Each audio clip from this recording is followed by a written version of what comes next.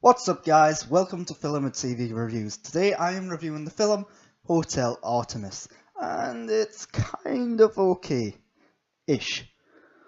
Let's start with the story. The story is very simplistic. Basically, there's a hotel for criminals. They go there when a job's gone bad or when they need medical care because there's a secret hospital up there, and Jodie Foster is the nurse and she treats them all. That's kind of it. The film does attempt to explore some great ideas and concepts. There's a whole political thing going on about riots and all that lot, but it never really explores them in much detail or depth, so it kind of feels like they're just inserting that in there to try and give you the illusion that there's some depth to this film, when really there isn't. Because of that, the film can be pretty straightforward and predictable. It's not the most original idea ever. You probably aren't going to be watching this being thrilled or wowed by what happens. You can see all the twists and turns coming. There aren't even that many twists and turns, there's only really one or two.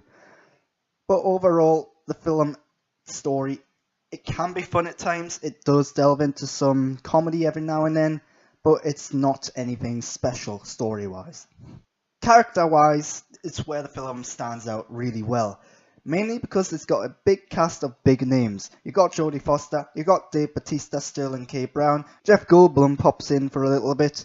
But the problem with these characters is they are stereotypical, they are one note. Jeff Goldblum, a great actor, very interesting guy, yet somehow in this film he's pretty boring. I've never thought that about Jeff Goldblum before, but yeah, somehow that's happened here. Honestly, I think the writing of this film just needed another coat of polish. Basically, it needed more work. The film is quite short. It's only about an hour and a half. It feels like if they added another half an hour of character development, this would have been a really good film, but it's not there, sadly. That being said, like I said, all the actors in here are big names, well-known names. They are really well acted. It makes you wonder why they got involved in this film to begin with, because their characters are so basic and limited, but they do add something to them.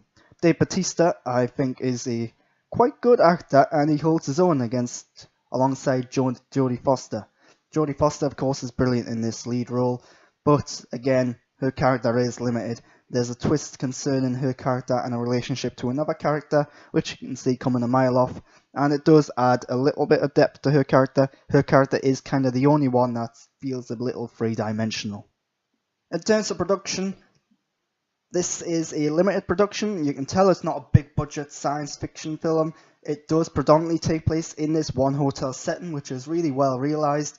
The props, the sets, the design, the mise en scène, all great. Good lighting in there, gives it a lot of atmosphere. That's all great.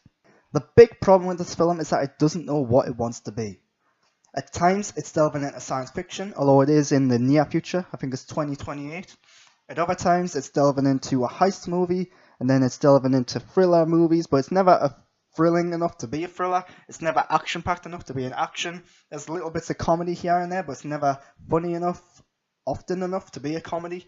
And it's never dramatic enough to be a drama. So I don't really know what this film is or what it was trying to be.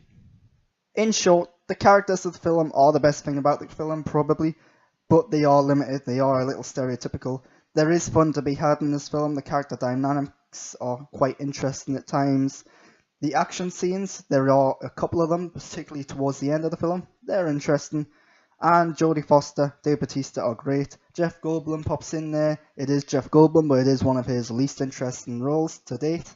And there is some fun to be had with this film, but I probably wouldn't recommend it. That being said, it is only an hour and a half long. It is somewhat interesting as a kind of science fiction look into the future, but it doesn't go into too much detail or depth, which is a little disappointing.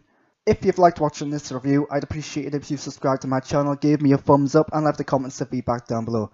What did you think of Hotel Artemis? If you've got questions about Hotel Artemis, leave them down below, I'll answer them if I can.